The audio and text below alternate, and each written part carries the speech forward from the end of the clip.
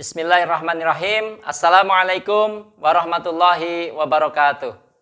Selamat pagi anak-anak sekalian. Bagaimana kabar kalian? Pak Guru harapkan kalian semua mudah-mudahan dalam keadaan sehat walafiat dan tetap semangat belajar meskipun hanya di rumah saja. Oke? Baik anak-anak sekalian, mari kita awali pembelajaran kita kali ini dengan bersama-sama membaca bacaan basmalah. Bismillahirrahmanirrahim. Semoga dengan bacaan basmalah tadi pembelajaran kita lancar dan memberikan manfaat serta tambahan ilmu bagi kita semuanya. Amin ya rabbal alamin. Baik anak-anak sekalian, sekarang kita akan memasuki materi tentang ayo membayar zakat. Kalian tentu tahu kan bahwa zakat merupakan rukun Islam yang ketiga. Setelah kalian mempelajari materi ini, Pak Guru harapkan kalian nanti dapat yang pertama menjadikan kewajiban zakat sebagai implementasi dari pemahaman rukun Islam dengan benar. Yang kedua, kalian dapat menunjukkan sikap peduli sebagai implementasi dari pemahaman hikmah zakat dari rukun Islam dengan baik dan benar. Yang ketiga, kalian dapat memahami hikmah zakat sebagai implementasi dari rukun Islam dengan baik dan benar. Mari anak-anak kita lanjutkan untuk pembahasan materi ayo membayar zakat ini. Kalian sudah tahu bahwa zakat adalah rukun Islam yang ketiga. Kewajiban kita selaku seorang muslim adalah membayar zakat. Untuk itu Pak Guru akan jelaskan bagaimana pengertian dari zakat itu. Zakat secara bahasa adalah artinya membersihkan. Sedangkan secara istilah bahwa zakat adalah ketentuan harta yang harus dikeluarkan oleh setiap muslim untuk diberikan kepada yang berhak menerimanya sesuai dengan ketentuan syariat Islam. Zakat ada dua macam. Satu, zakat fitrah. Dua, zakat mal. Zakat fitrah disebut juga dengan zakat nafs atau jiwa, yaitu zakat yang wajib dikeluarkan oleh setiap muslim untuk membersihkan jiwa setelah menyelesaikan ibadah puasanya di bulan Ramadan. Zakat fitrah bisa berupa makanan pokok, antara lain beras, gandum, sagu, jagung, ubi, dan lain sebagainya dengan kadar atau jumlah 3,5 liter atau setara dengan 2,5 kilogram. Setiap menjelang akhir bulan Ramadan, anak-anak tentu membayar zakat kan? Itulah yang disebut dengan zakat fitrah. Kemudian yang kedua adalah zakat mal atau disebut dengan zakat harta. Yaitu harta yang wajib dikeluarkan oleh setiap orang apabila sudah mencapai jumlah tertentu atau nisab dalam jangka 1 tahun. Zakat mal ada 7 macam, yaitu 1. Perhiasan emas dan perak.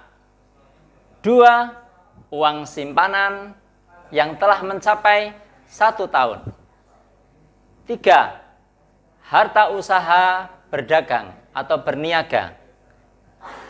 4. Hasil pertanian, misalnya padi dan palawija. 5. Binatang ternak, misalnya kerbau, sapi, domba atau kambing, ayam, dan lain sebagainya. 6. Barang temuan atau disebut rikas, misalnya perhiasan, uang logam yang terbuat dari emas, atau guci yang bernilai tinggi. Yang ketujuh, yaitu penghasilan profesi. Bisa sebagai dokter, guru, dan lain sebagainya. Secara umum, zakat mal atau harta yang wajib dizakati apabila nilainya setara dengan 85 gram emas, maka wajib dikeluarkan zakatnya sebesar 2,5%-nya. Kecuali rikas atau harta temuan, maka dikeluarkan zakatnya sebanyak 1/5 atau 20%-nya. Sekarang kita akan mengetahui siapa saja orang yang berhak menerima zakat. Menurut surah At-Taubah, surat yang ke-9, ayat yang ke-60, bahwa Allah menerangkan orang-orang yang berhak menerima zakat adalah, yang pertama adalah fakir, yaitu orang yang mempunyai penghasilan tetapi tidak mampu mencukupi kebutuhannya. Yang kedua adalah orang miskin, yaitu orang yang berpenghasilan tetapi hanya bisa untuk memenuhi kebutuhan sehari-hari saja. Yang ketiga adalah amil, yaitu orang yang mengelola zakat. Yang keempat adalah mu'alaf, orang yang baru masuk Islam atau orang yang hendak punya niatan memasuki Islam. Yang kelima adalah hamba sahaya yang hendak dimerdekakan. Yang keenam adalah gharim, yaitu orang yang terlilit hutang dan tidak mampu untuk melunasi hutang tersebut. Yang ketujuh, sabilillah, yaitu orang-orang yang berjihad di jalan Allah. Kalau sekarang mungkin sabilillah ada yang mengartikan segala sesuatu yang tujuannya untuk jalan Allah, seperti membangun masjid, madrasah, dan sebagainya.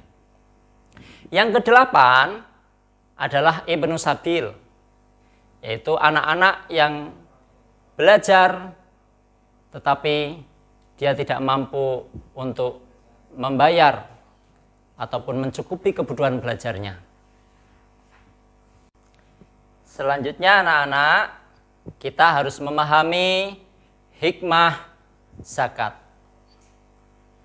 Hikmah zakat yang pertama yaitu membersihkan harta dan jiwa pembayar zakat dari sifat kikir, tamak, dan rakus.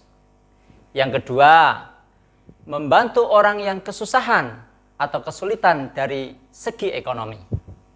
Yang ketiga, mendorong manusia untuk berjiwa sosial dan peduli kepada sesama.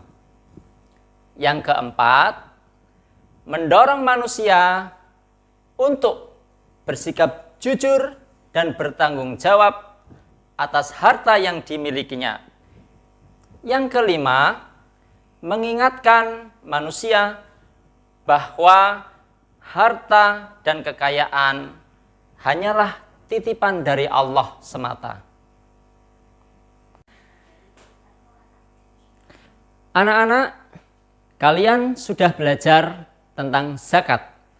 dari pengertian, macam-macamnya, bagaimana membayarkannya, orang-orang yang berhak menerimanya, dan hikmah dari berzakat. Sebagai bahan evaluasi, sekarang kalian kerjakan soal-soal berikut.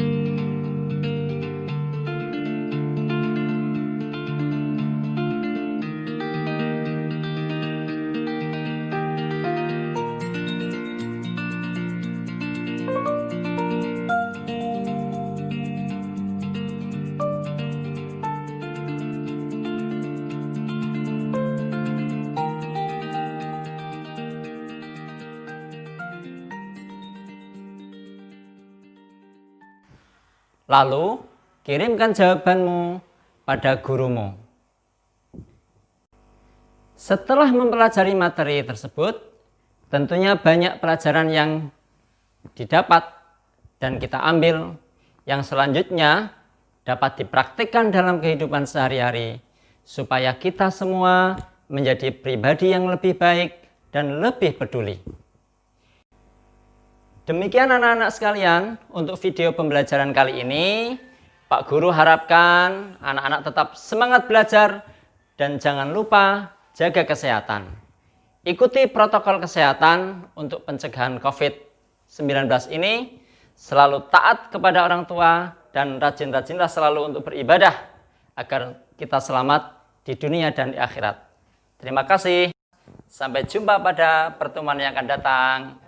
Wassalamualaikum warahmatullahi wabarakatuh.